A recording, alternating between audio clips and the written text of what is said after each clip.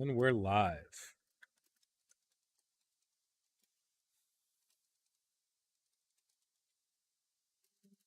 Make a title and fix YouTube, as always, broken.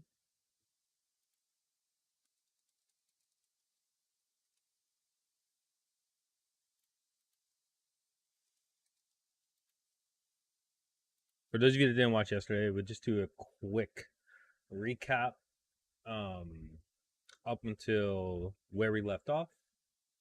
Then we'll go from there. Just also, for anybody else watched yesterday, there's no new characters today. Batista is basically the main person we're going to talk about today. First main character. He's actually second if we consider Lopez, but he's a character that's gonna basically linger for the rest of this show.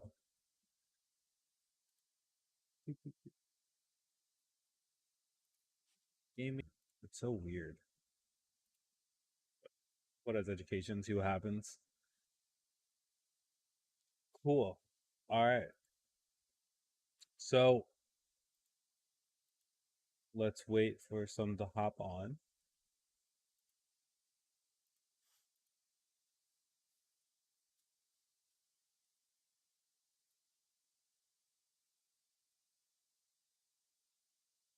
Sweet. Twitch is looking good.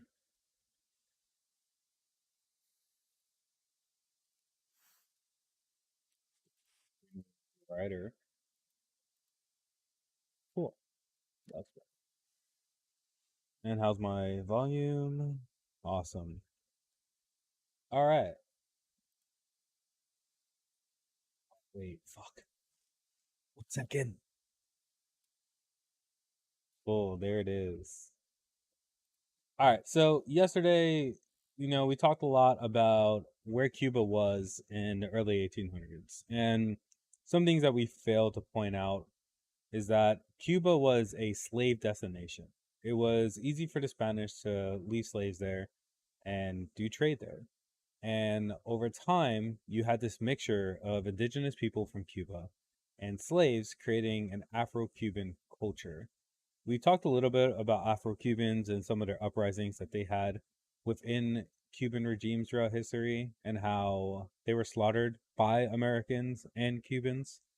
Just for context of where the United States was in that time, that's in the early 1900s. But Cuba was expected to become part of the United States. Now, there's a few reasons why. They were a cash crop for the sugar and the tobacco that they were producing. They would they were pro slavery, right? So it was thought that if Cuba was to become part of the United States, well then that would allow two more pro slavery senators to go to Congress. And the importance of this was cannot it just cannot be understated because it's potentially one of the last attempts to avoid seceding from the Union. And we see that throughout history when Lopez he attempts one of the first revolutionaries of Cuba. He attempts to go to Cuba from the United States and start a revolution. And the president at the time, President Taylor, says no, we're not going to let you. And he starts going to southern states, and the southern states they kind of come on board. And when he goes over there, he's executed along with his entire expedition. And the flag that he was carrying becomes the Cuban flag as we see it today because he is considered the first revolutionary. Now, in reality, this gentleman, Lopez, was trying to go over there and make Cuba part of the United States to continue slavery. So it may have been freeing of Cuban people, but it would not have been freeing of the Cuban slaves. And at that time, almost all the crops were ran by slaves. There were no Cubans working in the crops. So Cuba is going through this mess of political affairs, and they're having, you know, revolutions. They're having slave issues. They're having indigenous issues, and they're having just an issue with their neighbor being the United States while they're ran by Spain. And it just makes sense that the USA continues to do business with Cuba because it's so close to Florida. And the Spanish, they don't like that. They're not exactly fond of this idea. And President Pierce in 1954, somewhere around 1950s, he offered Spain $100 million for Cuba. And the whole first world gets insanely infuriated by this proposal because what is known as the Ostend Manifesto, what was written in it was that if Spain did not give Cuba over, the USA would conquer Cuba. Now, since everybody was frustrated, right? France, England, Spain all said, no, this cannot happen. You cannot do this. Well, they just started doing more and more business with Cuba since it is such a close neighbor. And when the 10-year war hits, with revolutions occurring all across the country, the rich actually are the one that rise up. A slave owner frees the slaves and starts trying to revolt in Cuba. This leads to decades of war that ultimately ends with the Spanish-American War, where the USA wins in about 10 weeks. We take over Cuba, they become their own country, and the only reason why they become inaugurated is because the USA creates something called the Platt Amendment.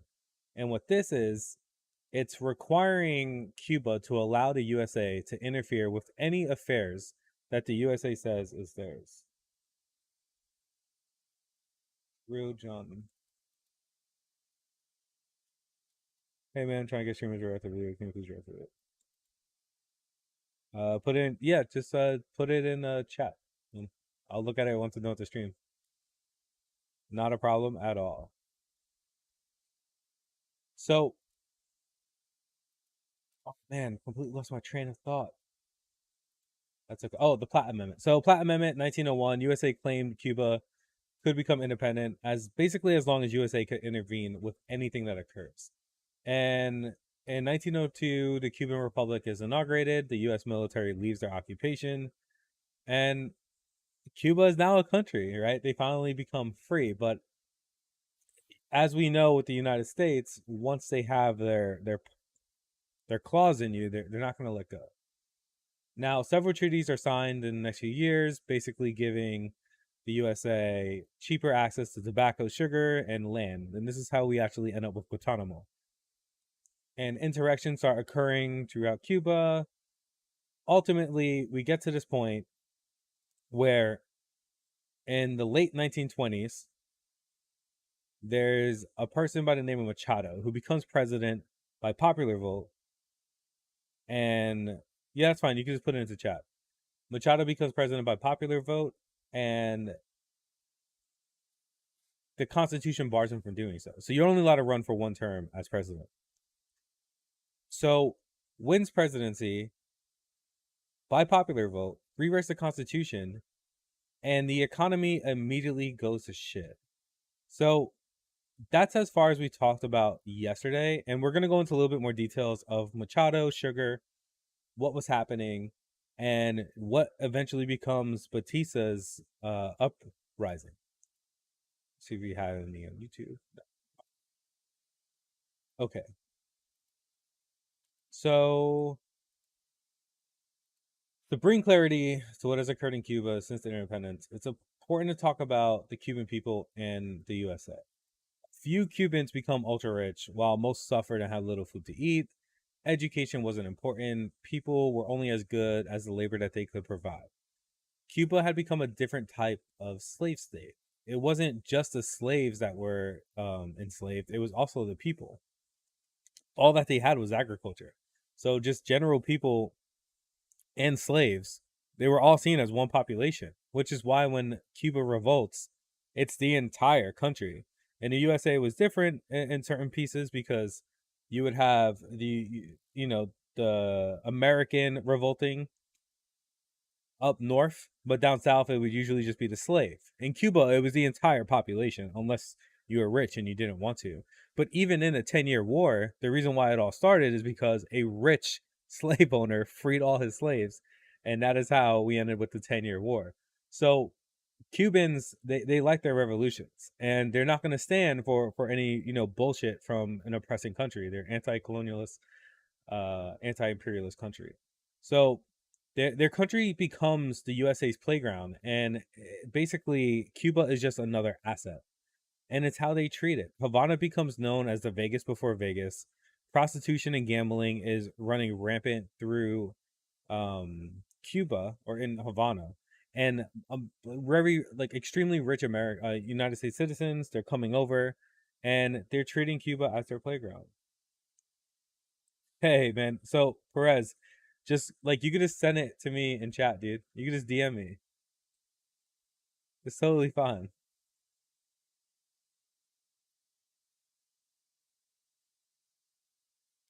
You're you can just send me a message. Or if not, dude, just send it to me on Twitter or Instagram or something. Everything's in my chat. You can just follow me there and just quickly just send me a message, and I'll give it a look. And okay, I got it. I'll look at it after. Not a problem. Well, I'll definitely give it a view. So now, going back to what we talked about yesterday, Palma was a gentleman that rigged the election and forced the USA to intervene when he was going against a candidate that was most likely going to win. They had not a problem. They had the entire backing. Um, so who was Gomez? So Gomez versus Palma happens in 1906. It's the first occupation of the United States in Cuba, and the reason why they do this is because Palma rigs the election, and when he rigs there's a revolution, another one.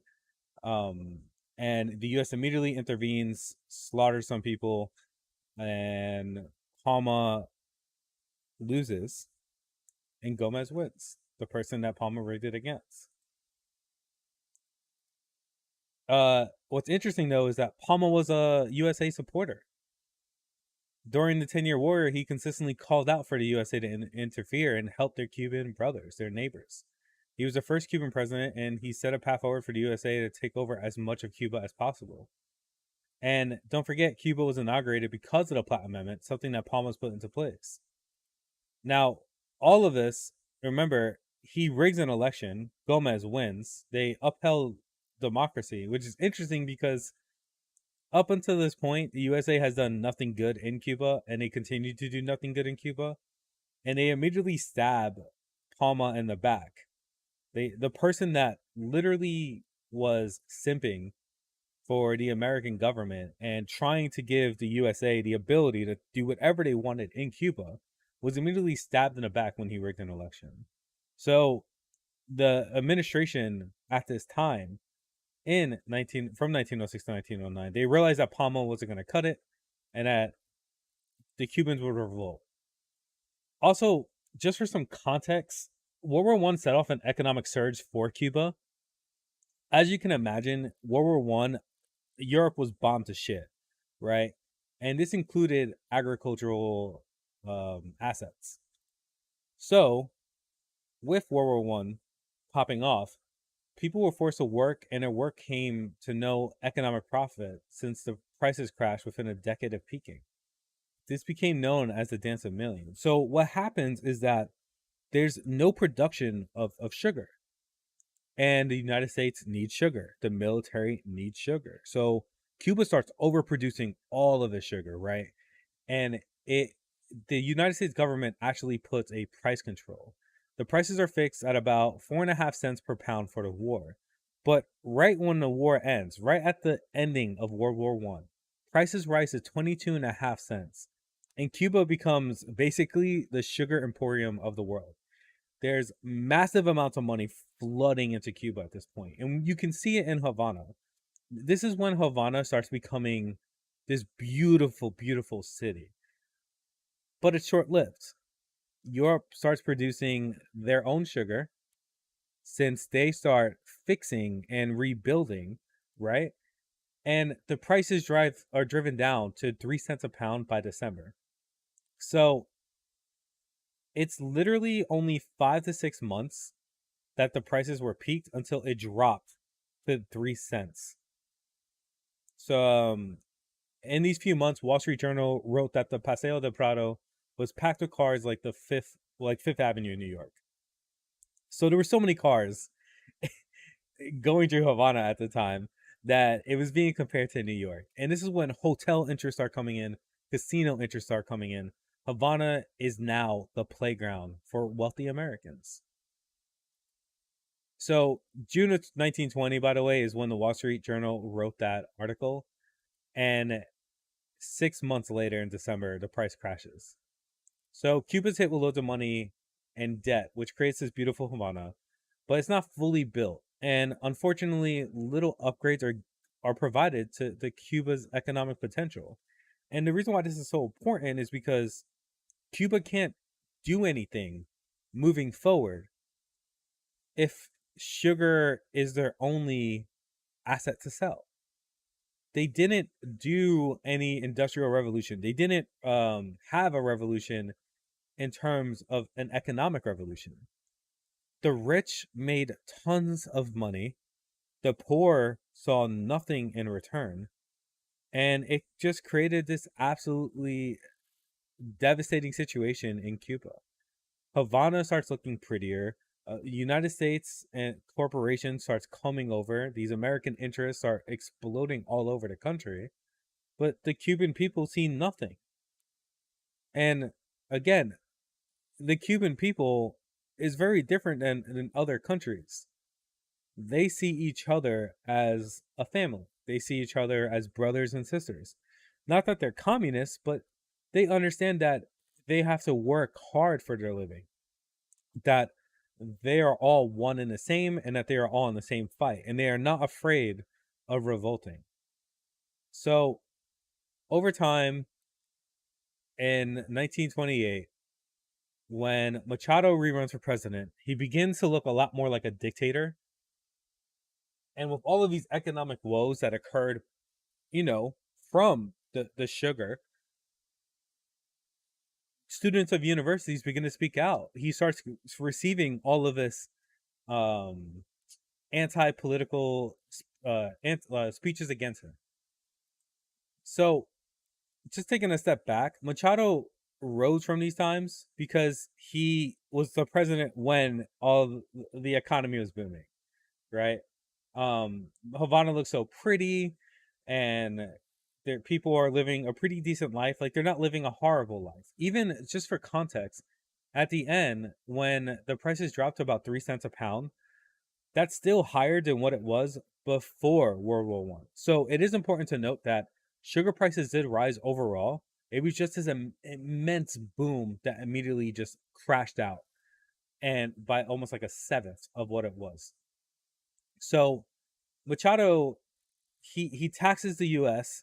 He taxes our capital investments. He boosts tourism. His first election, he's super popular, and then 1928 comes. He's running for president, and there's all these economic woes. In 4 years, he went from basically a superstar that created a streets in Cuba to someone that nobody wants to have as a president. So he wins the popular vote, but he's starting to see across the country that they don't want him. With the university starting to basically rebel against Machado, he expels all the leaders of University of Havana, which only increases the amount of opposition of his opposition. Again, his dictator is starting to show, and the Cubans refuse to have any piece of this. We didn't speak about this much yesterday about Machado. It's the only reason why I'm bringing it up now. But this single event is what tips the scales for Cuba's future.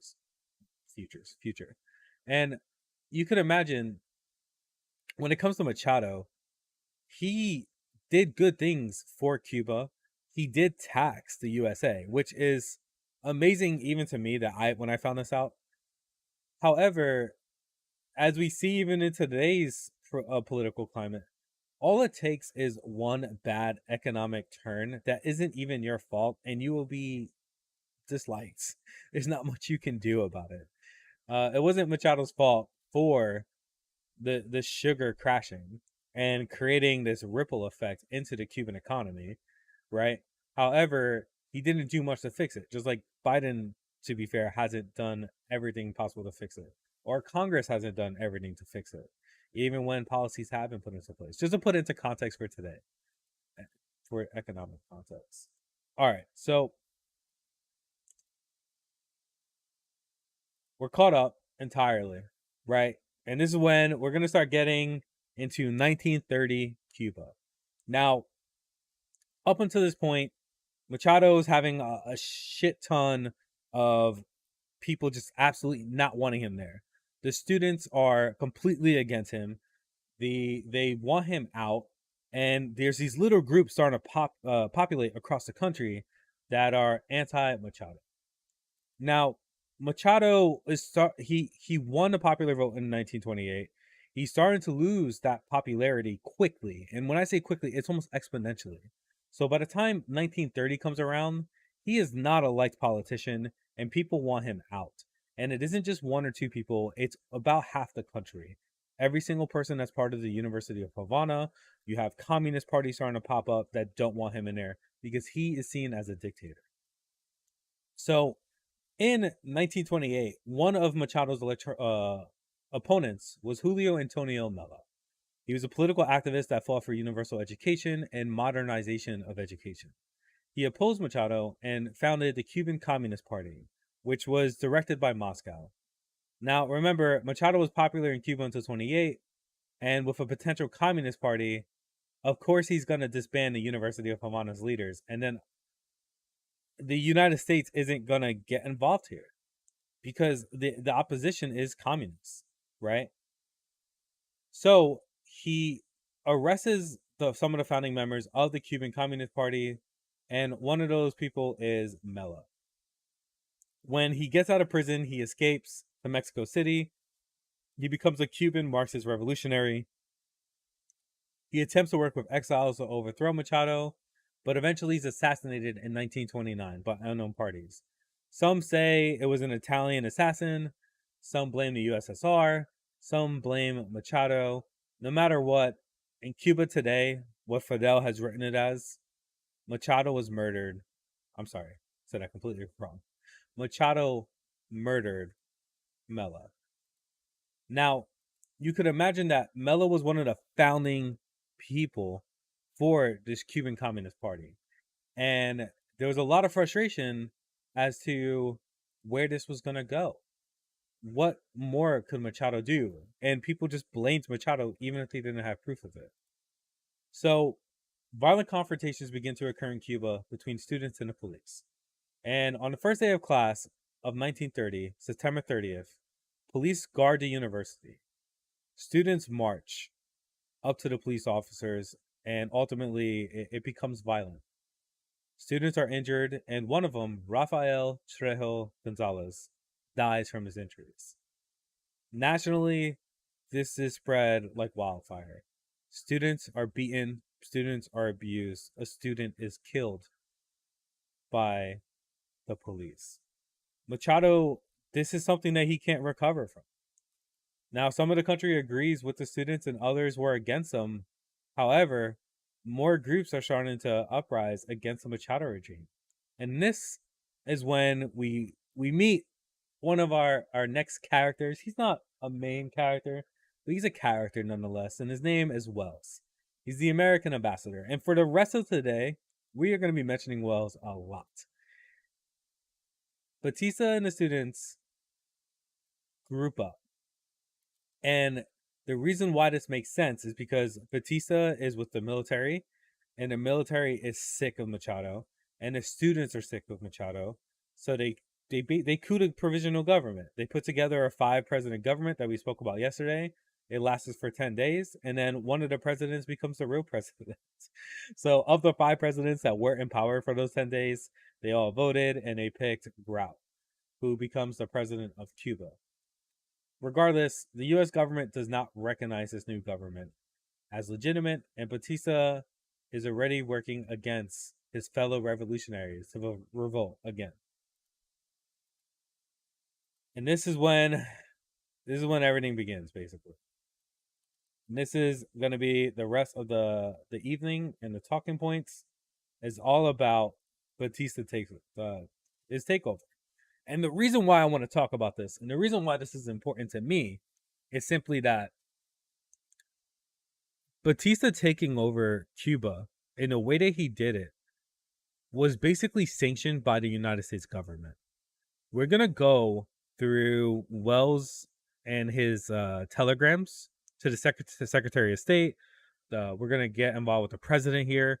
We're going to get involved with Latin American presidents and Latin American countries that want to assist during this time. And ultimately, what we're going to see is that the United States just doesn't give a fuck. People are dying. People are getting killed. As long as their assets are protected, that is all they care about. And they want control. And regardless of what is committed, whoever is the strong man, whoever is the one that's going to control this country, is ultimately the one that is going to win. Let me take a sip. This is going to be a long one. And by the way, for those of you in chat, if you have anything that you want to talk about or anything that you see, by all means, let me know and we could definitely get into it.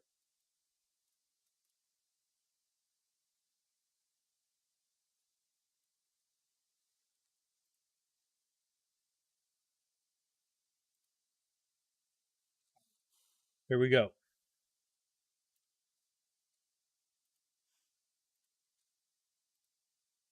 So, Batista's in charge of the military. Grau's the president.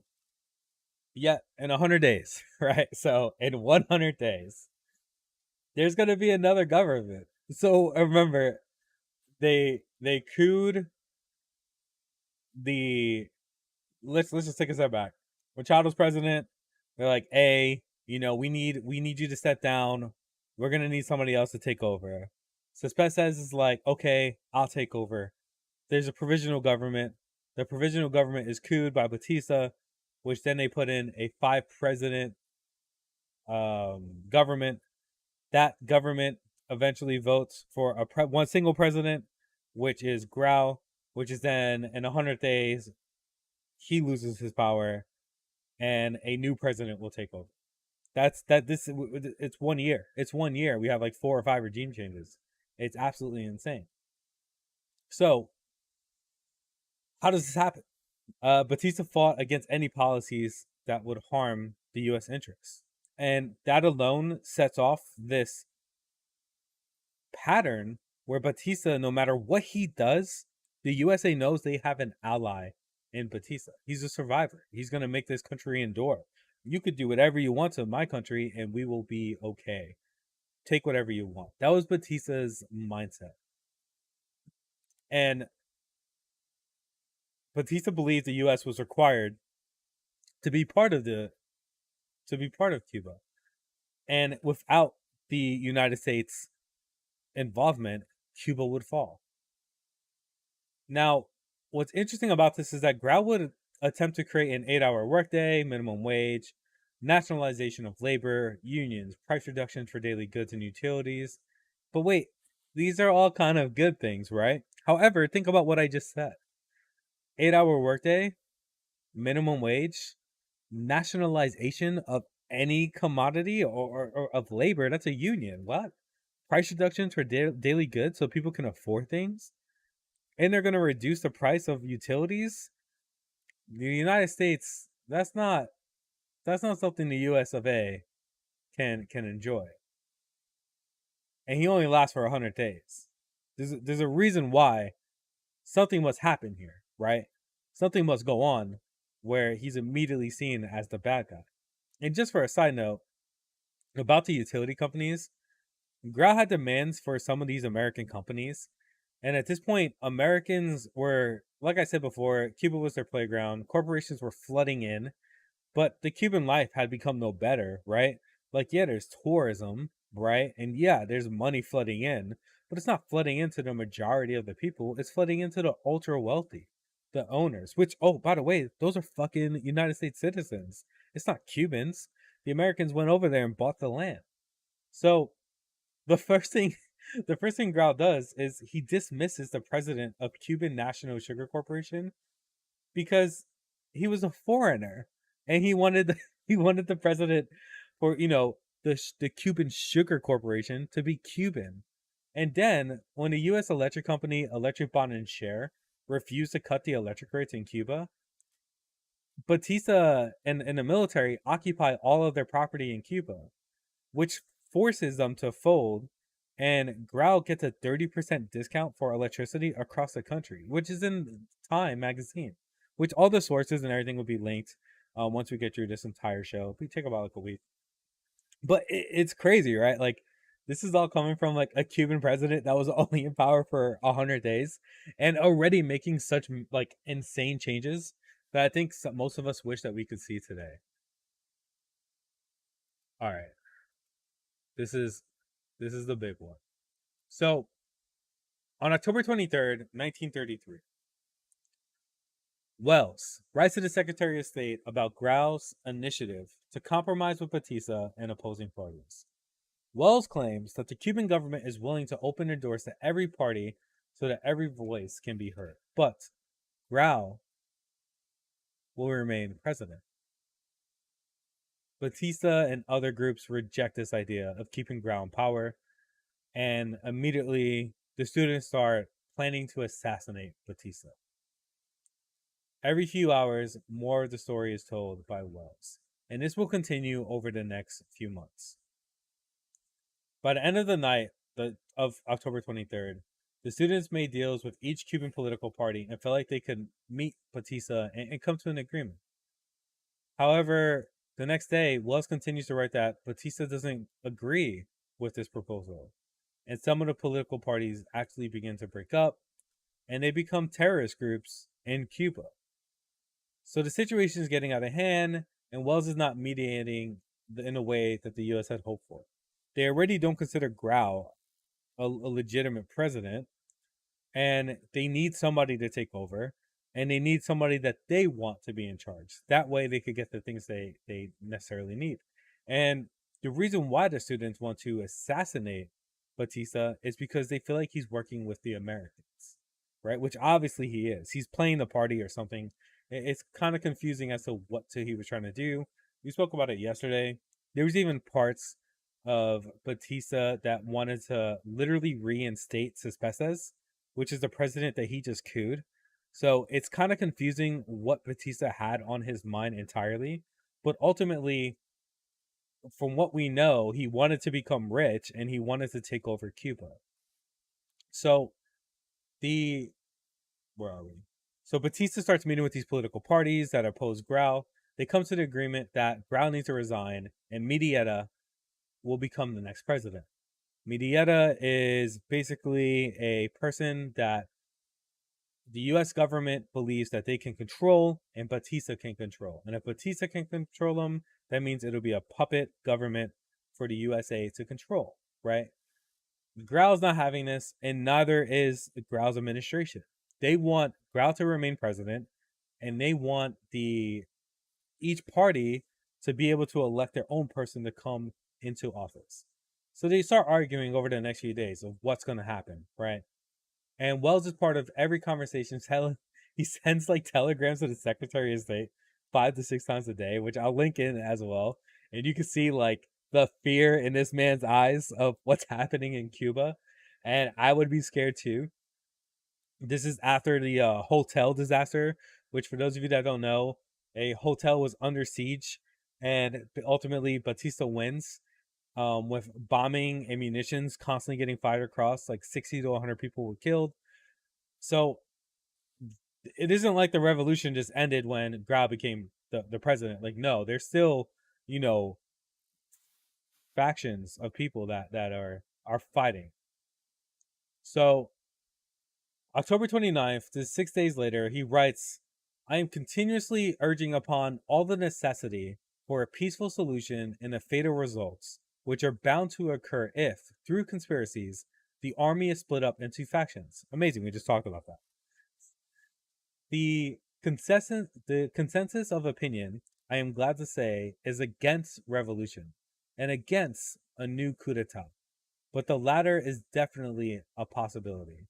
If an agreement on the basis of Mendieta or upon the basis of the Ortiz plan is not reached and carried out immediately. So, what he's saying is that if Mendieta does not become president, or the Ortiz plan, which is basically giving each of these political parties in Cuba a seat at the House, right? And either way you look at it, both make sense. But again, Grau doesn't want any of this. The current president is saying no. And this is the students, the University of Havana, their students are standing up for what they think is right. And as you saw, they were doing things that were for the people, right? They were doing these things like creating the minimum wage, creating 8-hour workdays. They were for the people. It's just it wasn't enough. Some people hated it, some people loved it. But it wasn't unifying. There was no harmony in the country after what had happened. And this is why the USA ultimately didn't want to back this government. But if they did, it would have been amazing, right? Like, if they would have backed Grau, I think we would have a different situation today. Batista would have been way scared. Excuse me. Batista would have been scared shitless to actually go against the U.S. government. Why would he? Especially if they would have backed Grau. And you could just see that Grau wasn't their guy. 8-hour minimum hour or 8-hour days, minimum wage. What the fuck? Nationalizing our labor, unionization. Nah, dude, we're not having that. Which makes sense why they start backing Batista. It makes sense why Wells sees Batista as more of the president for the United States. So where are we? November 2nd, a few days after Wells wrote that letter about the potential coup d'etat or revolution if either of these plans aren't met. 9 bombs go off in Havana, 1 in a police station. Automobiles start doing drive-bys into the presidential palace, and shootings become heard throughout the night. So now it's becoming this daily war zone. Havana, this beautiful city that was just built up in the early 20s and the early 30s, is now literally a war zone. Remember, you have the hotel shooting that I just mentioned, where literally artillery was being shot at a fucking hotel. And now we have drive-bys happening where it's unsafe to walk around in the middle of the day. And it has become a violent area. And this is not, I mean, I'm speaking about Havana because Havana is the city. Obviously, that's the thing that got the most attention. This is happening all throughout Cuba.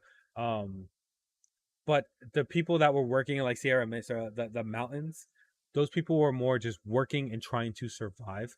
They did not have time for the political bullshit. All they cared about is the ability to live and just happiness. So Grau requests a meeting with Batista the following day, but Grau is denied. And on the 4th of November, Grau's entire office hands him their resignations, since now they fear for their lives. Batista's been alive for too long. He controls the military, and there's fear amongst the people, right? And this forces Grau to write his resignation. So November 4th, Grau's going to retire. That's not 100 days, though, right? Well, you wouldn't guess this, right? Basically, a false report is ran by a Cuban newspaper claiming the USA and Batista are working together. Not really false now, is it? And Marines would be arriving soon to take over Cuba. Now, the reason why they thought this is because the USA was actually sending over boats to surround Cuba, right? Because there's a lot of United States corporate assets on Cuba, so the military was sent to protect it, which in the Platt Amendment is totally okay. However, Now that it's expected that Batista is behind this, they're not having it. They're the Cuban people immediately are like, what the fuck? A mutiny breaks out, and Grau immediately rescinds his resignation. So the same day that he wrote it, somehow, some way, this false report, false, absolutely true. Besides the Marine part, I'm not. It never happened. Maybe it was an idea, or maybe it was just misunderstood. However, Batista was working with Wells. He was working with the Americans. So none of this was actually false, even though Wells says it is false, which doesn't make much sense, right? He's meeting with him, he's conspiring with him. And it's only been like 2 fucking weeks. This is all happening in 2 weeks, right? It's absolutely like crazy. It's intense, as you can see. And this is all coming from Wells' telegrams that he's literally writing like it's a movie or a book to the Secretary of State. All of this, right? And then just to remember, and for those of you that don't know about Cuban history, Grau is going to become a fucking president of Cuba in like 10 to 15 more years. So even though he's only the president for 100 days and Batista's going to win this shit, Grau's going to become the president again anyways. So what the fuck was the point? And now when he becomes president in the future, he's actually backed by the American government. The United States backs him in the future, but they didn't back him here. And I mean, obviously, it's possible that his ideology changed. Well, we're going to get into that tomorrow, actually. Tomorrow, we'll talk about from Batista's regime up until Fidel. Tomorrow's the big day. Tomorrow's going to be the connecting pieces. I think at this point, we've gone over a lot of information, a lot of history, getting into the PSYOPs, which is what I care about. The history is great. History is cool. But knowing what the United States did to fuck over these people and the reason why Cuba is the way it is today, and we don't even look at it that way, is so mind-boggling to me. We have literally screwed over so many countries in this world, and we just look at it as it's their fault. Meanwhile, all the sanctions, all the dictators that we backed, all the policies that we put onto people, and their livelihood was, you know, it came at the cost of their livelihood, and the United States just doesn't care. So, anyways, November 6th, when was it? November 2nd is when the bombs went off. And then the 4th is when the resignation occurs on a faith letter. So November 6th, after the University of Havana makes it clear that they cannot be controlled by Grau, they say, hey, this is not like what you're doing, we're not fully on board with. He starts losing even more face. But at the same time, Wells loses face when he writes, the student paper Alma Mater yesterday morning carried a front page editorial demanding my immediate withdrawal from Cuba on the ground that I was an envoy of Wall Street, that I was conspiring to establish a government in Cuba which would obey orders from Washington, and that I was engaged in preventing a Cuban delegation from reaching Montevideo to unmask the shameful conduct of the Yankees. Understanding how Cubans look at him, he requests for a new person to replace him. So Wells was like, get me the fuck out of here, dude. Like, these people want me dead. Batista isn't really protecting me. I'm actually living at the hotel that was bombed in the beginning of October, and I'm still here. Like, I need help. I need a friend. Please help. And things aren't gonna get much better. Wells can't just leave, right? Remember, just like I said, it's anarchy in Havana at this point. Havana is not a place to just walk out, right? There needs to be a clear path for him to leave. And things start to get interesting around here. The city's taken over. Most cities around this time, like I said, anarchy and military. Grau has completely lost control, and opposition forces, when found, are now executed. Batista is executing people when they're found for opposition. November 9th, after bombardment lasting 2 hours, a red cross was hoisted on Atares Fortress. Batista's soldiers, however, continued to fire with artillery and from a gunboat upon it. A white flag is now being hoisted. However, Batista continues to fire even through the white flag. And a white flag means to surrender. Remember, this is the person that the USA is backing. This is the person that the USA is saying, that's our guy. And the reason for this is that he's fucking simping American assets. He wants the United States to, or I shouldn't say that. He understands that the United States is needed in his ideology for Cuba to exist. This isn't the ideology of the people. This is not the ideology of what will become Fidel Castro. And Batista runs, literally just wrecks Cuban economic. Like, there's no other way of putting it. Because of Batista, what Cuba becomes over the next 2 decades is just an absurd, basically crime-ridden, corrupted government. So, November 13th, Wells asks for the president basically to save him. And I'm not kidding. He writes in a telegram, I feel it is very desirable that I have an opportunity of discussing the situation personally with the president and with the department. And for the purpose, I suggest that I be authorized to return to Washington within the next few days. There has been such a virulent propaganda of absurd and entirely baseless charges directed against me by the agitators close to Grau. And the president flies to Alabama and meets Wells. Wells finds a way, takes a plane, goes to Bama and Hot Springs. And just for context, this is how important it was for the United States to keep controlling Cuba. In the U.S. mindset at this point, Cuba is so important to them that the president is meeting an ambassador to learn about the mediation and what they can do. What's said in that conversation is not fully known. However, what happens next, I think, will it points to what was said. It points to what was done. And the person that just shot upon a group that was waving a white flag apologizes to Wells and saying, I'm sorry for any impact that this revolution has had on the USA. Batista and Wells are now become closer, and Batista lets Wells know this will be the ending of the Grau regime. Now, Machado caused most of this because of the debt that was incurred during his regime. At first, taking on several unregulated loans, there was so much money pouring in that most Latin American countries didn't care. This forced banks to close down. The Great Depression hit, and it was a shitty time. Like, don't get me wrong, economically, this is all shitty, but being a ruthless dictator like Machado became was not the answer. But Batista slaughtered the opposition and played favorites with the U.S. We weren't really against Machado, right? We didn't even think Batista would be able to actually get through this coup. And when he did, we started backing Batista. It's so strange, right? We went from one dictator to one who was at least trying to make things better, sort of.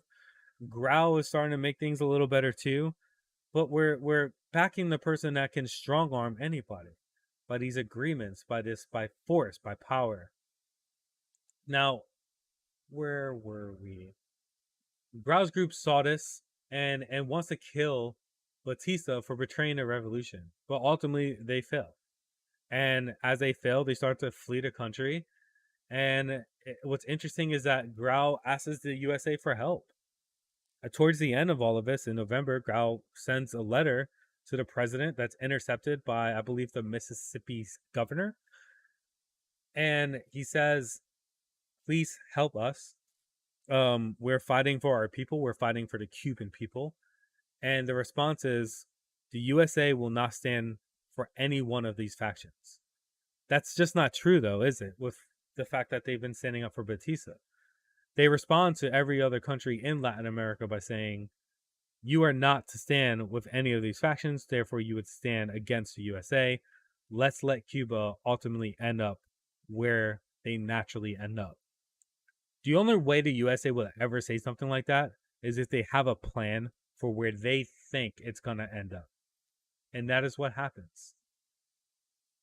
In January, Grau hands in his resignation, with most of his administration fleeing due to fearing their lives, and the Batista strong arm military and the regime that he's created. And Batista becomes the president. And I shouldn't say Batista becomes a president. Mendieta becomes a president, but Batista obviously was strong arming the shit out of this. Now, Batista had already killed hundreds of people at this point, possibly thousands, and there's no really stopping him, right? And it's kind of shit when we get to this point, because the USA has already started down a path of basically saying it's okay to be this way. Um, it's fucking insane to me. It's literally insane to me that the USA literally did a regime change for this ruthless person that was bombing and killing anybody who opposed him, but also simping for American interests, and simply because of capitalistic principles, he was the one that we wanted. And what we're going to see happen to Cuba over the next 25 years is that the Cuban people are not going to have this. The Cuban people are going to lose their fucking minds. And they're going to team up with Fidel, and they're going to revolt against the Batista regime. And that's where I want to end tonight. Kind of abrupt, but I think that we're at the point where we know where we are, right? We know what's happening. We know where the United States is, and from a mental perspective, we understand that the USA only cares about their money, their assets, and what they can do to protect those things. They don't care about the people. And this is something that we'll see in history as we continue doing these type of shows. And this is the reason why I started this myself, is that the USA never will care about the people that they are harming. They care about what's underneath their feet. We did it in Iraq. We fucking did it with Cuba. We did it with Nicaragua. We did it with like the banana wars. We've done this so many times in our lifetime, and we're never going to stop. And I just hope that maybe just one or two people that do get to watch this or hear this, they learn a little bit of history, or you just do the research on your own. You don't have to take my word for it. Do your own research, figure out your own truth, your own principles, and we can have a conversation. Come back here and say, hey, about this thing in Cuba, let's have a talk. I'm open and I'm down to always have that conversation, because it's important to me to have at least the understanding of what happened in history and what's happening today, and how it's really not that so, it's not so different. So that's it for tonight in Cuba. Thank you for listening and watching. At the end of this, we are going to put a whole video together of all the information. Gonna have to re-say everything I just said and make it probably a little prettier for YouTube, and we'll just play it at the end as a movie. But for now, I just want to have a conversation. And for those of you out there that are listening and that want to as well have any ask a question, or you want to bring up anything that you want to know about, like maybe there's a specific event during the revolution that's interesting to you.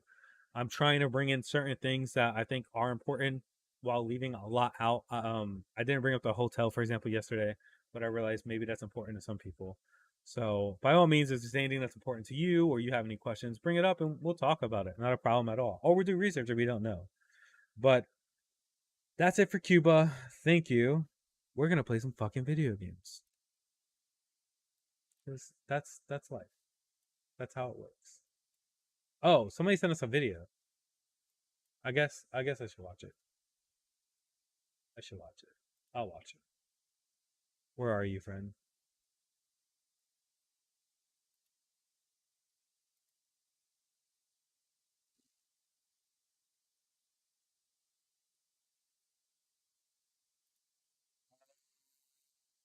Yeah. Excuse me.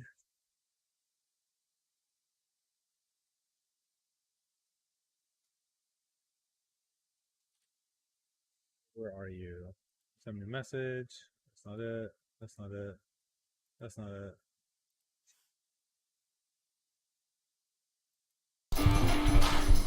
Are you tired of sitting on your ass all day and not doing anything? Well, leave a like and subscribe if you want to be a real man. You sit home all day and want to be a beer-chested pig, be a real man and not so hot-blooded?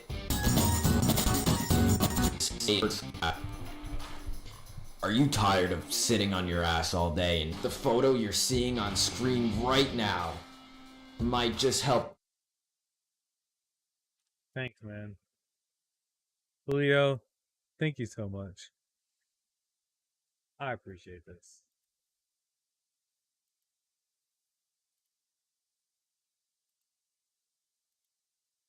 Let me respond. Oh, there it is.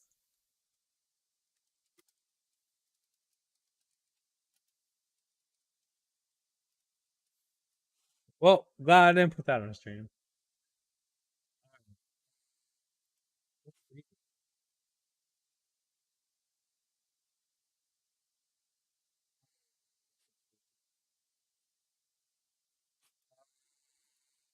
Shit, what are we gonna play? I don't even have my controller out here. Fuck, we could play some. I could try to play Valorant and just watch my stream absolutely crash. But fuck it. Let's see if it works. One of my close friends said if you run as admin, it won't break. I trust my close friend.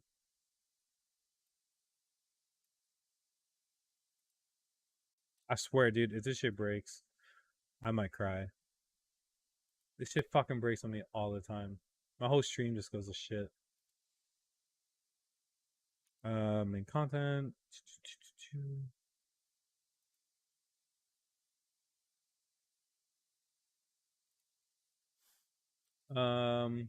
Let's see.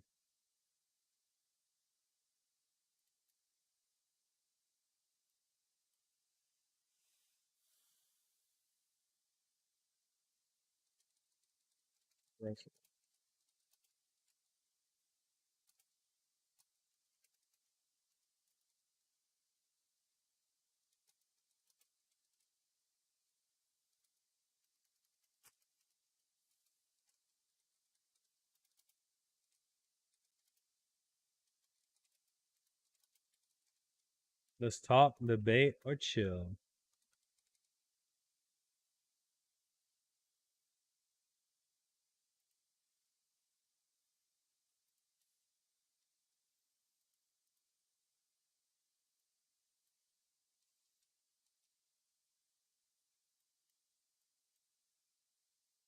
Update that. Oh, fuck. You ever get bit by a bug? It's just like itchy, dude. So, well, I mean, obviously, the way that came out was not right.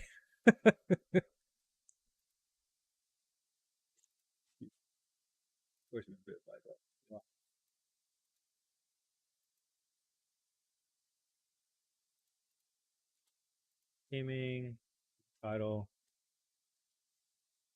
Valorant.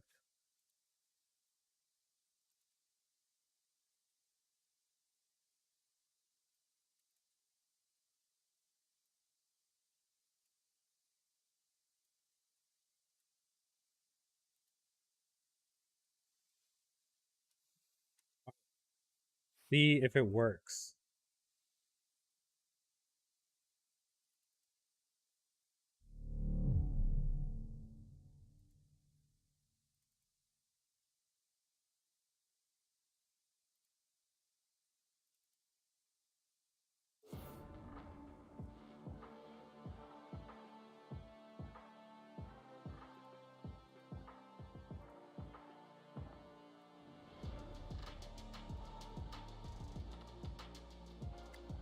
Cool, cool. Let's go.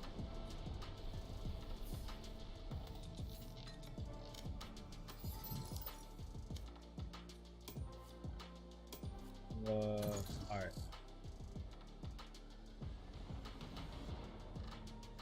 Match found. Fuck yes.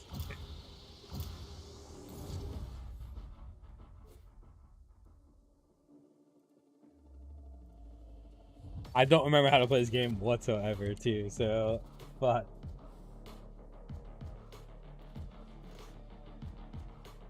low. I'm gonna mute this. Off. Automatic.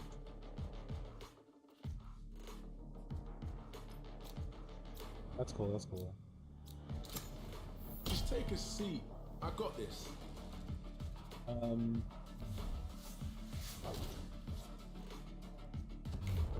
You believe in me?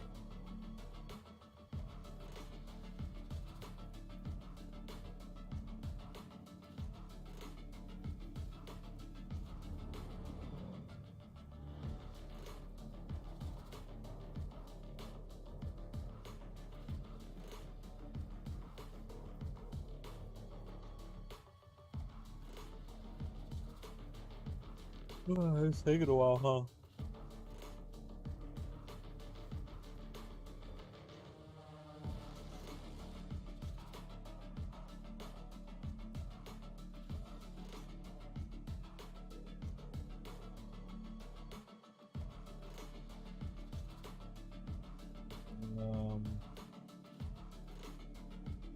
Cool, cool.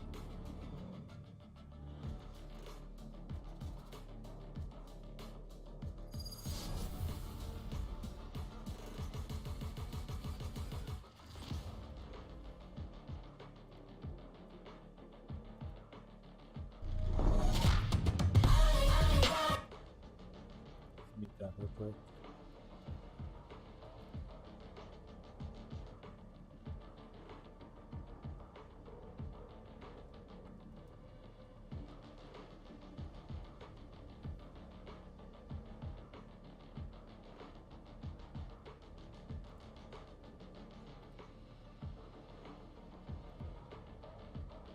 Cool. Cool. Just loading, yeah.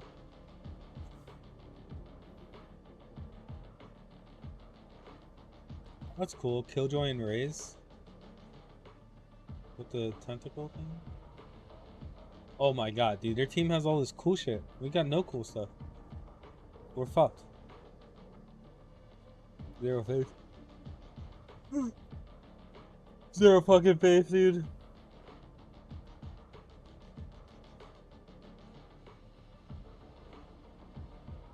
Dude, I can't believe like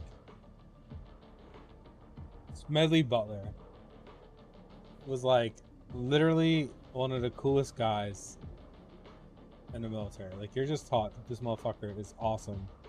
And this dude was like super against everything he did. It's so crazy to me. Like, never got taught that.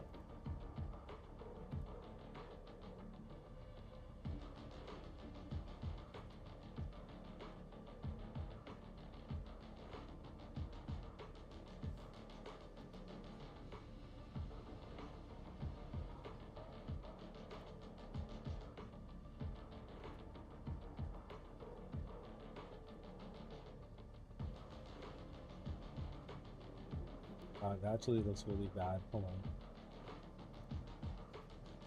Reina, there are better ways to survive than your path. Oh, I'm so ashamed. Pobre de me.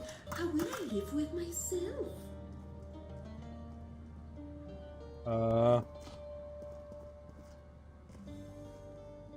No, go away, stop.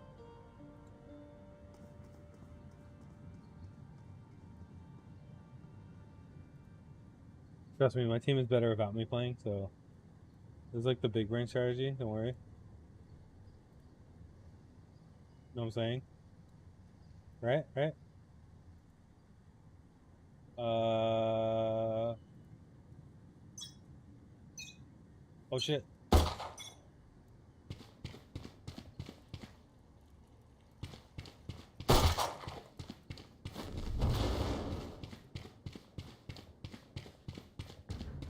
Careful that? now. No charges left. Spike planted. I killed her. Enemy spotted A. That's not good.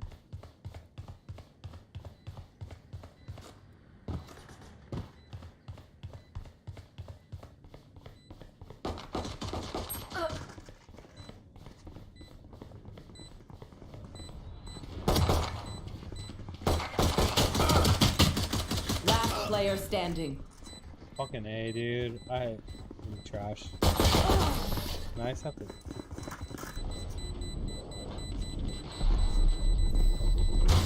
Reina, after you take from the fallen, what remains? It makes me wonder. Need a drop.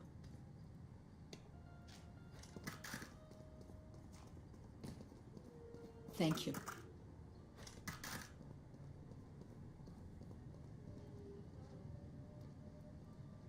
What the fuck is B on this shit? No charges left.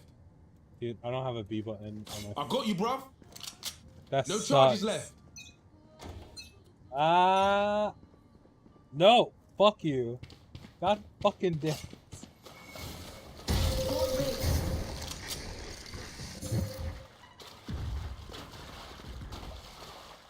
This lady's just out.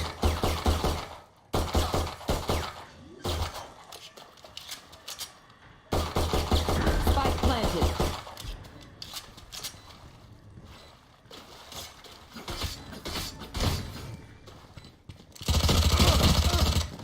Fuck my life, dude.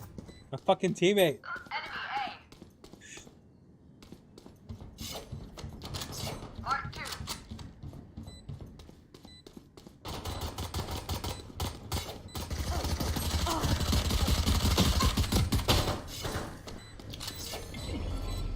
Recovering it. Last player standing. Flawless. Good.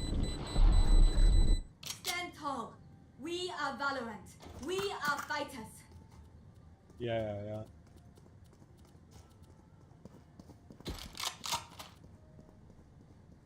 Equip with fireball. Fire to throw a fireball. Stay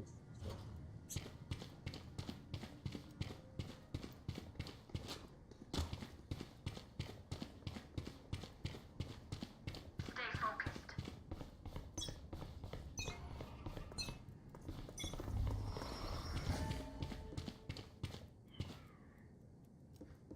Pulling them in. Feeling safe.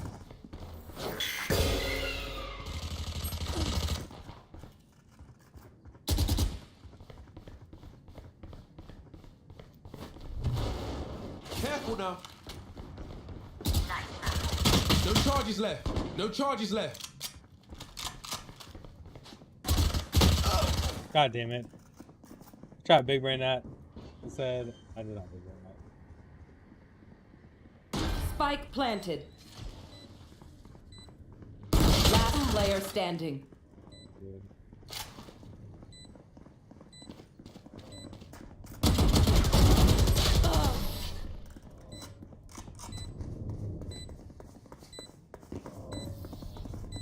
My power does not What's end. crazy is like Ask for my aid team has no and money. You shall receive. we do have these shields.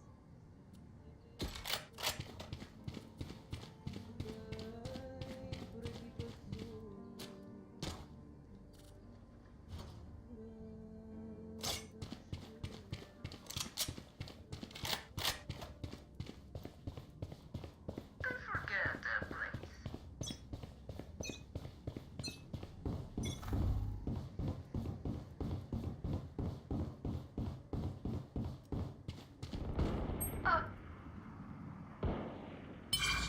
Enemy spotted A.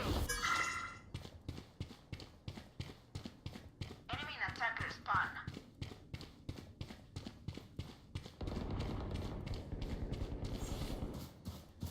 Spike down A. Spike spotted A.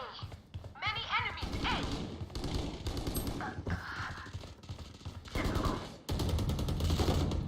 Enemy. One enemy remaining.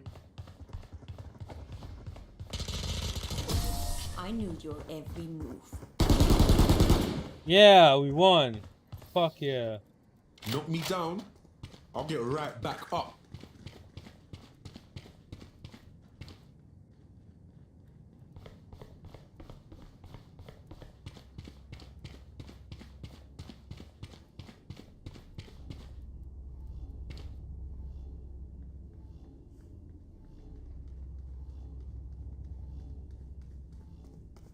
I am with you. We are strong. Well Well defined. I don't like you. Nightmare take.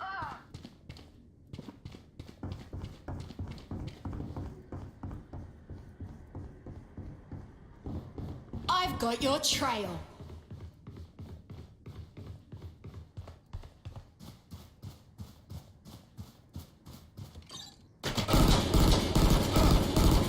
Spike planted. Enemy spotted B.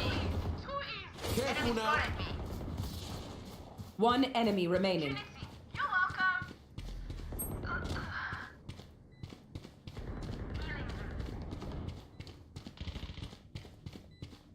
GG's. I did nothing again.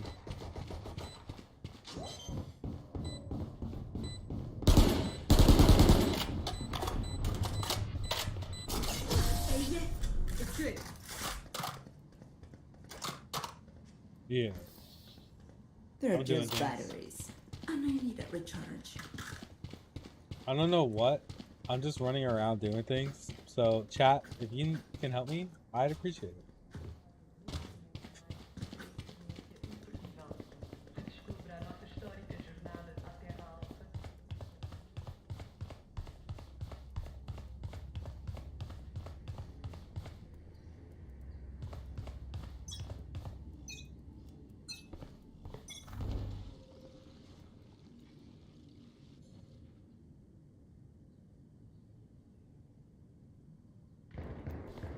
Many enemies. B.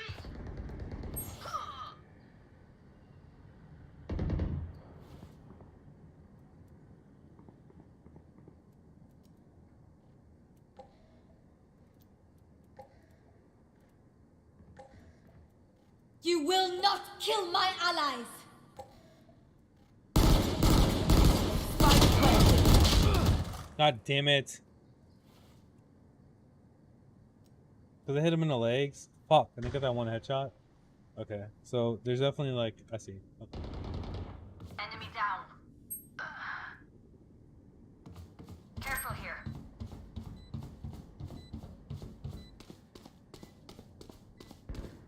Last player standing.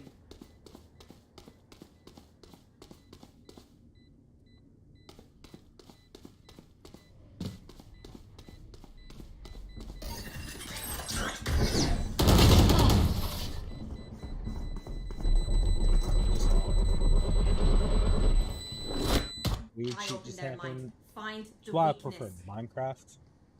Need a drop. Need a drop. Speaking of Minecraft, na you nossa know what? aplicação visitas com audioguia para o Jardim dos Heróis. Faça-as gratuitamente através do seu dispositivo pessoal.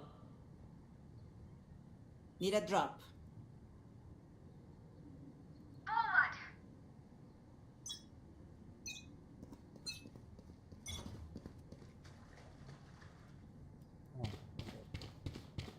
Oh, we're on the other side now? Oh, no, we're not.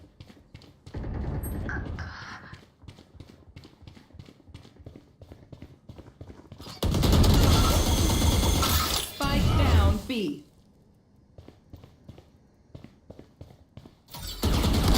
One enemy remaining. Oh my god. I had to kill. Let's go! I did things. I fucking did things. I don't know what I did. Something died. And... Yeah! The symphony of death. Don't worry, you get used to it. I got money. Anyone need something?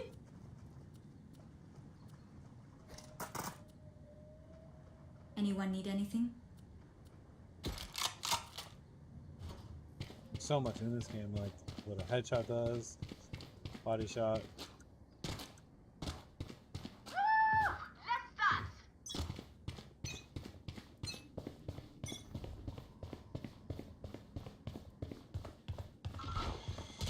Enemy spotted me. No charges left. Blocking vision. Careful now. Cutting their vision.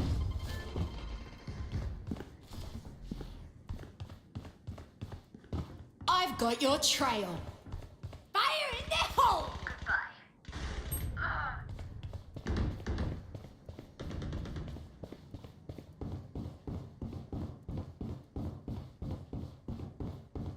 Not like this. Enemy spotted A. Oh, I fucking hate you. Enemy spotted A. Spike planted. You should run.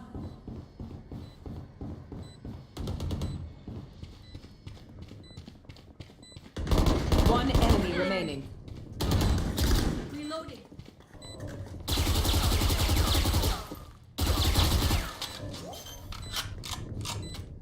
What's 4? You really expect it to work. We're tied up. That's all I know. I did some things. This is crazy. It feels like we've been doing this forever. Anyone else feel like that? Just me? Okay.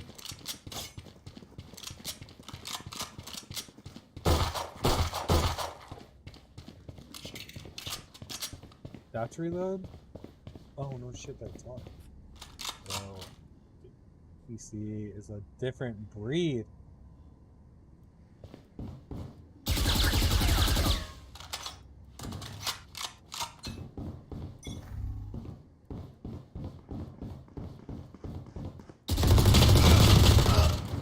Dude, my eyes just there were just. Well divided. Bring them down. God damn.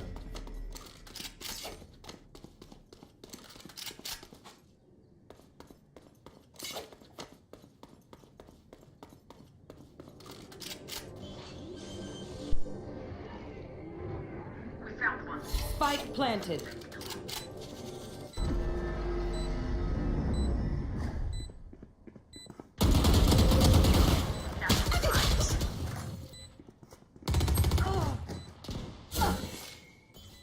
Cutting their vision. Your duty is not over. I'm up. Shit.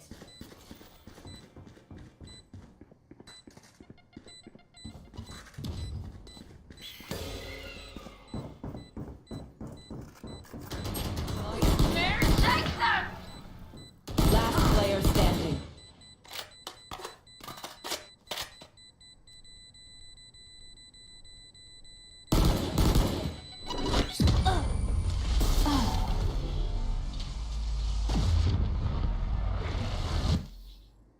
I did. Again. Their fear is a trap, and the trap is fresh.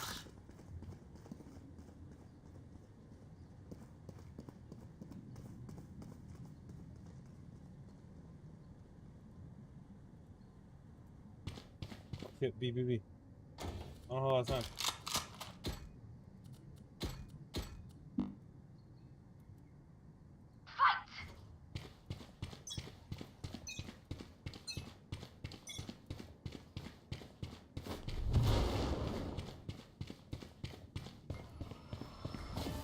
Careful now. No charges left.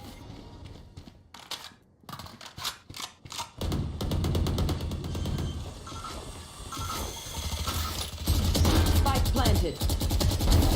Embarrassing.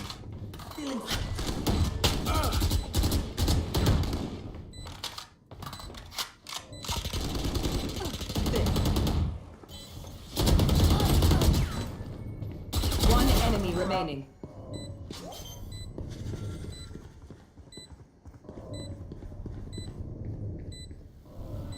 We good. Fucking did it right, I think. Reloading. Dreams are a funny thing. One little twist, and it all turns dark. Fuck, Shirley. Let me tell her the good news.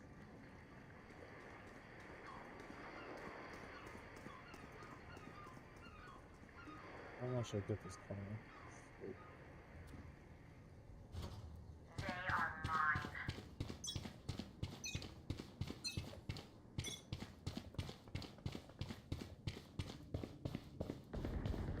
Hush.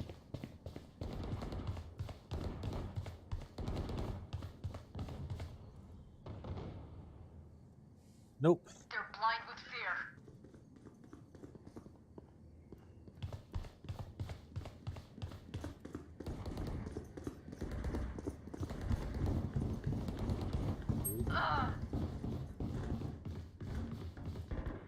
Fire in the hole. Target down.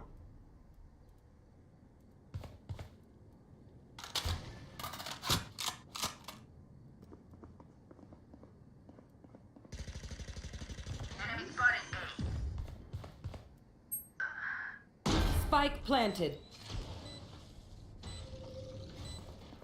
Last player Oh my standing. god. My bad.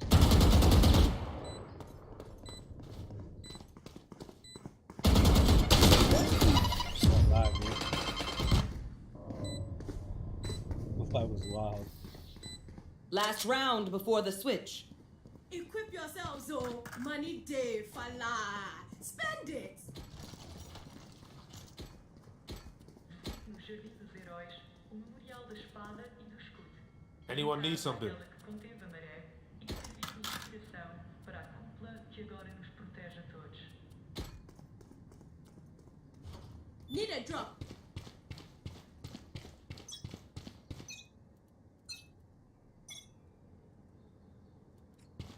Hey, dude.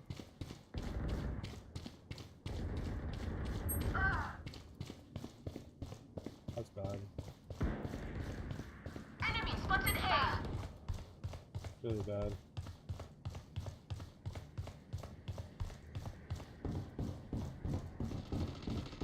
Enemy spotted A.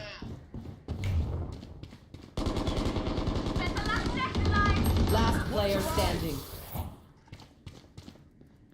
You will not kill my allies.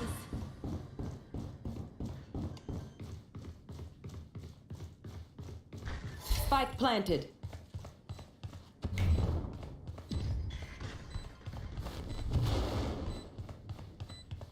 Careful now.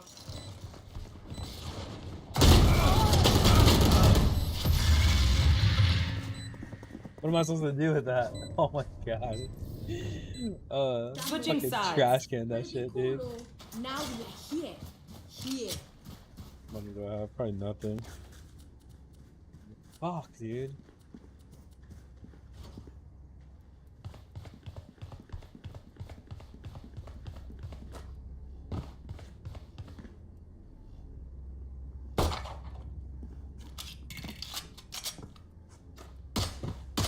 Whoa, whoa. Reloading. Yeah. We're friends. Don't be that. Reloading. You know we're friends. Where are they?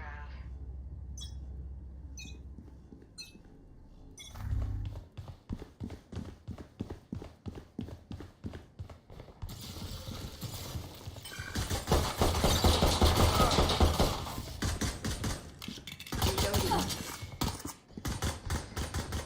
For you. Reloading. No more dreams. Enemy spotted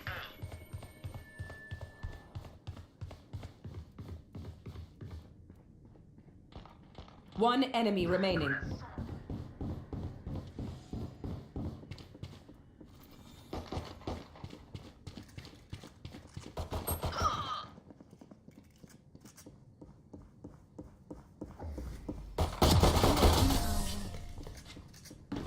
Fuck you. Let's go. Time to stock back up.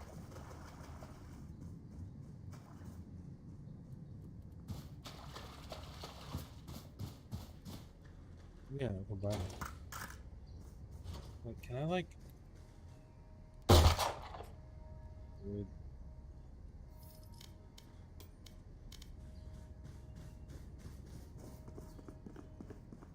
We win. We survive.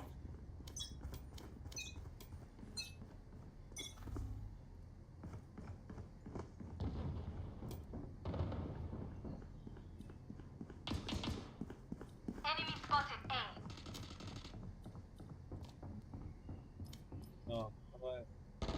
Hiya, pathetic. I'll spike down. Spike down mid.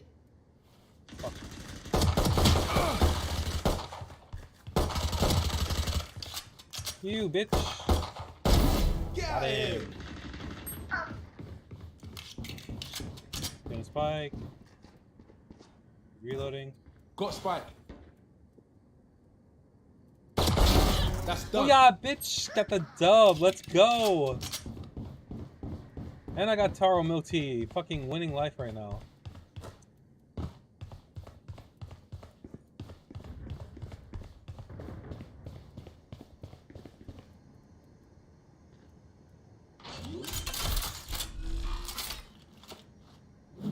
planted.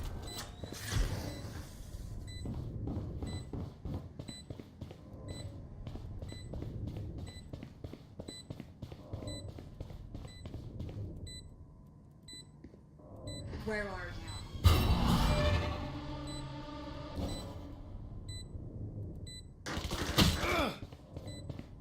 Help. Careful now. One enemy remaining.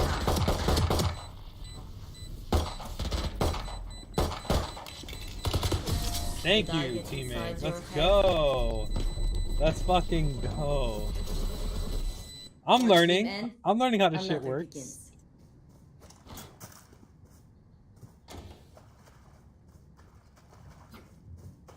Yeah, that Toro motif fucking slaps, huh?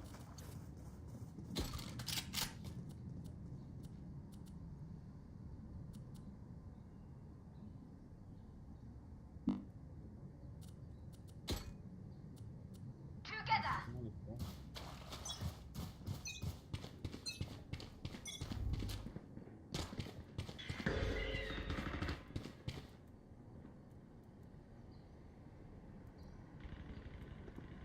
Enemy spotted B. Apua.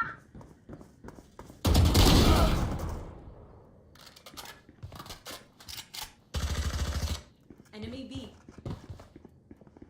Enemy spotted B.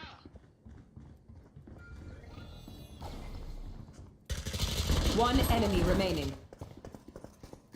Reloading.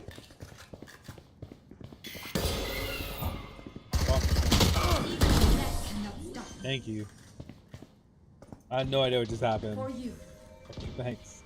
Your teeth will chatter in the cold and dark.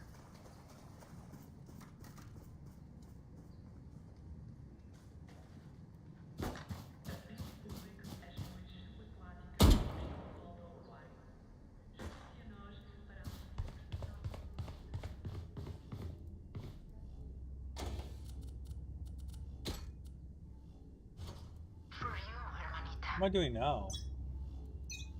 9 kills, 8 deaths. Oh, I mean, I picked up a lot. I mean, where I was.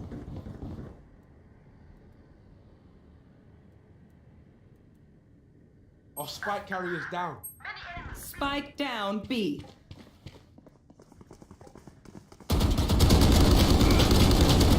Sorry, bro. Bro, my fucking pistol. Tell me. Last player standing.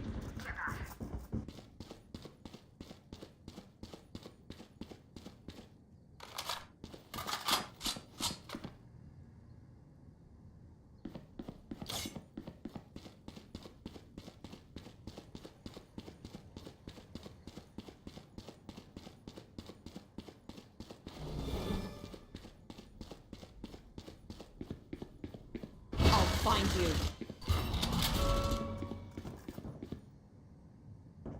One enemy remaining. Nice. Good shit. Let's I have go. the spike.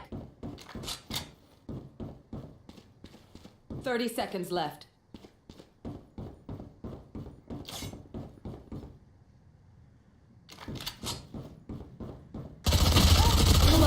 Let's go. What a Not fucking even clutch. As much as this world hurt me, it's mine, and I will kill to defend it.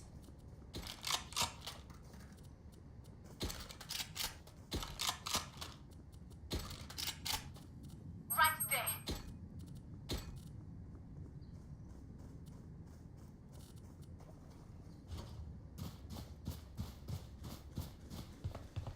No prisoners.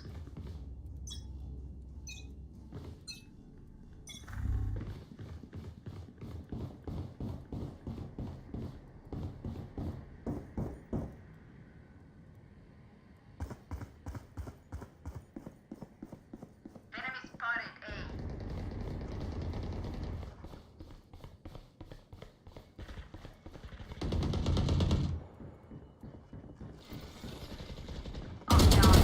Dead. One enemy remaining. Fire in the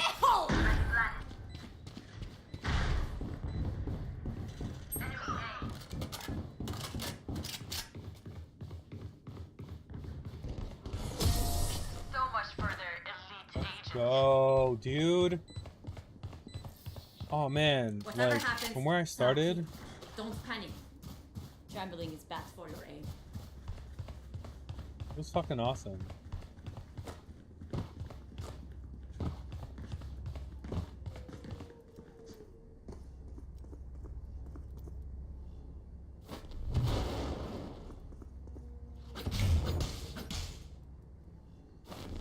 Time to work.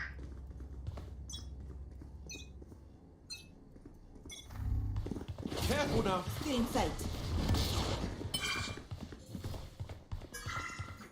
No charges left. You should run. Reloading. Reloading. Reloading.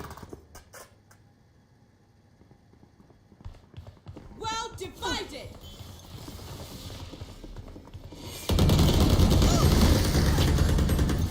Spike down A.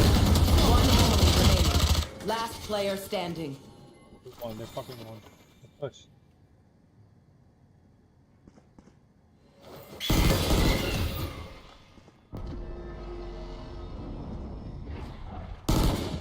No, no. Right there.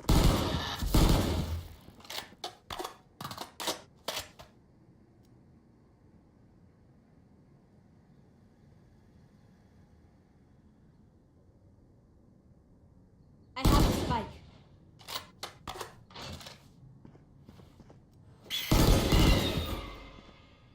Thirty seconds left.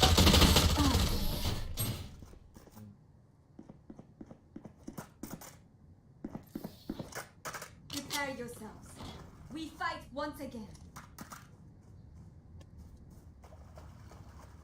Go.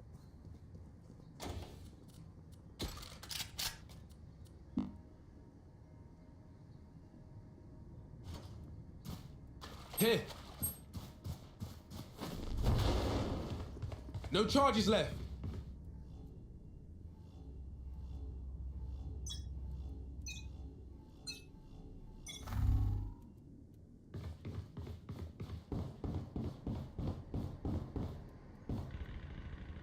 Enemy spotted B. Careful now. I take them out. Bam. Our spike carrier's down. Spike down B. One enemy remaining. I have the spike.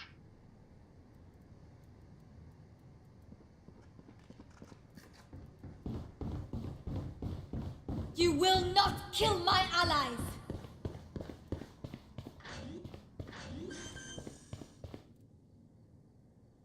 Planted.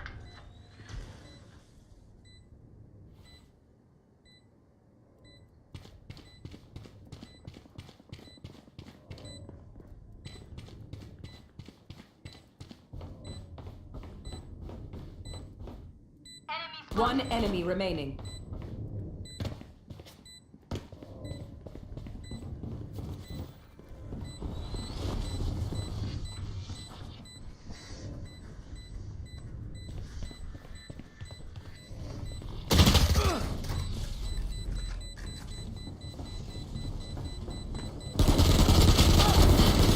Just give me a moment. Last player standing. Y'all better keep up.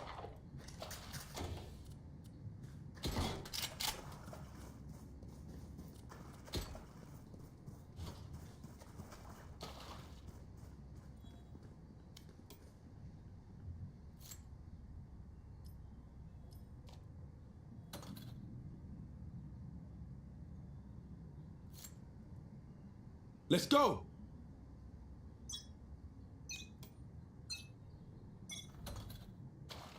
No charges left. Here. Watching here.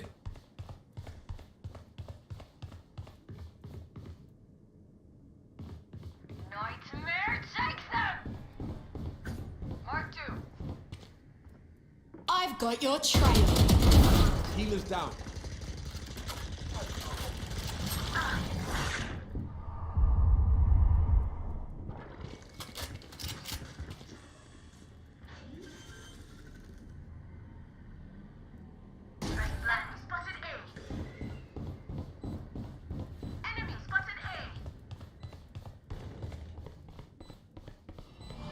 Pretty sure we won this. One enemy remaining. Right where I thought. That is it, my friend. Woo. Go.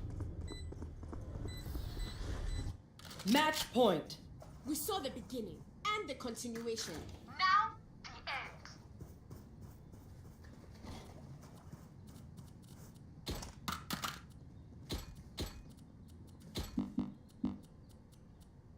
Anyone need something? Need a drop. Midasi. Let me show you how the boss does it.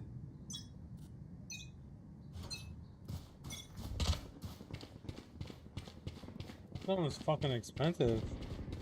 Multiple enemies B.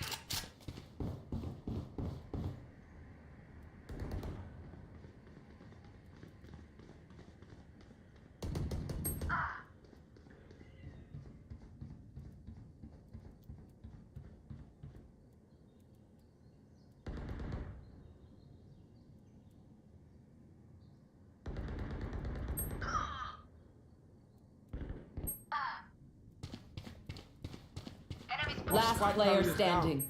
Spike down B.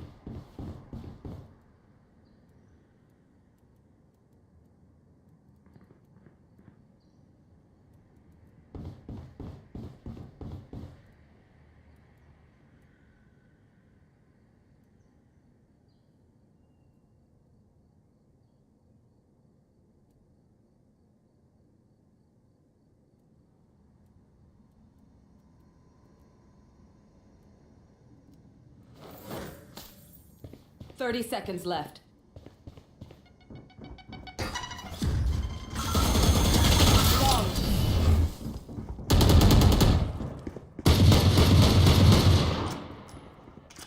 My people, are you ready?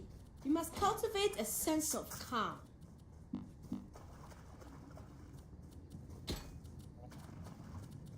A série de colónias da Arena Aquário apresenta uma noite de homenagem aos heróis que salvaram a nossa cidade e que servem o nosso mundo.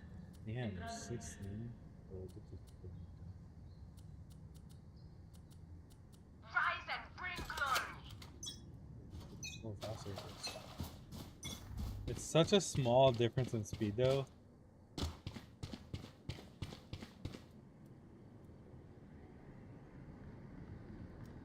Enemy spotted B.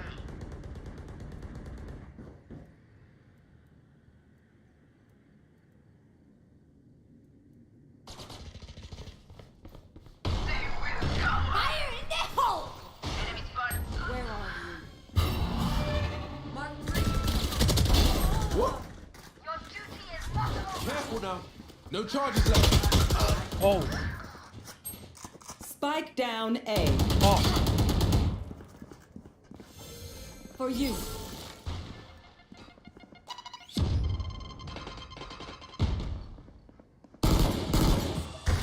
Cutting the rhythm.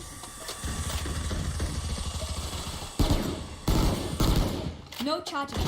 Last player standing. Yeah.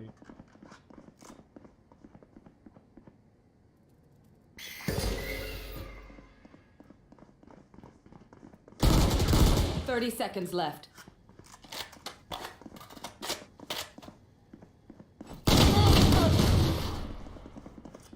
Tough. Stay alive. I want their life, not yours.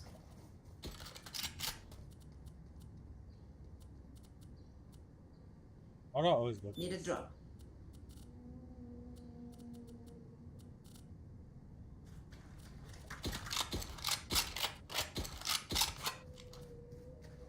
Need a drop. We win. We survive. Well divided.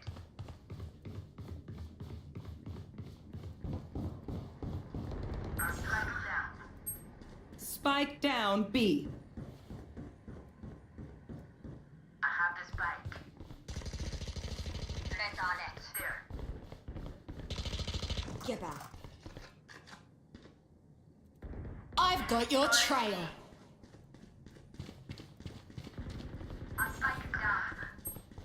Spike down B.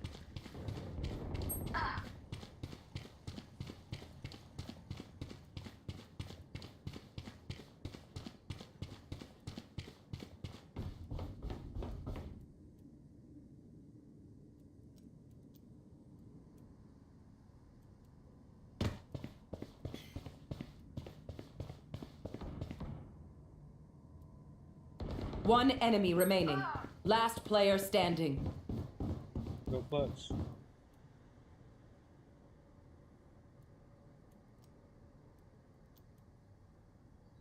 Thirty seconds left. Got spike.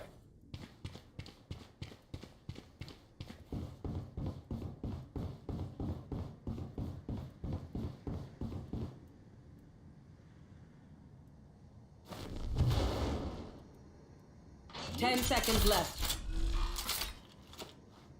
Spike planted.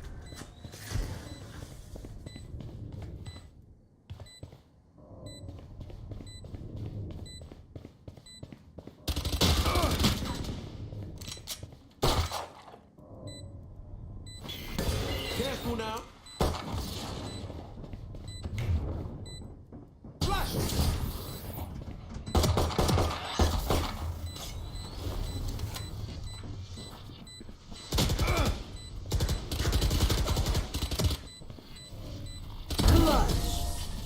Let's go. Attackers win. Yay! And we didn't even break the glass. Let's go. Double win, baby. I got a clutch. I fucking did things. All right.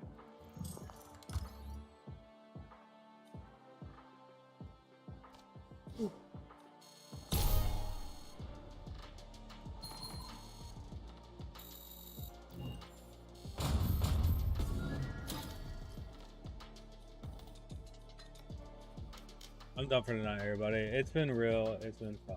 It's been real fun, as always.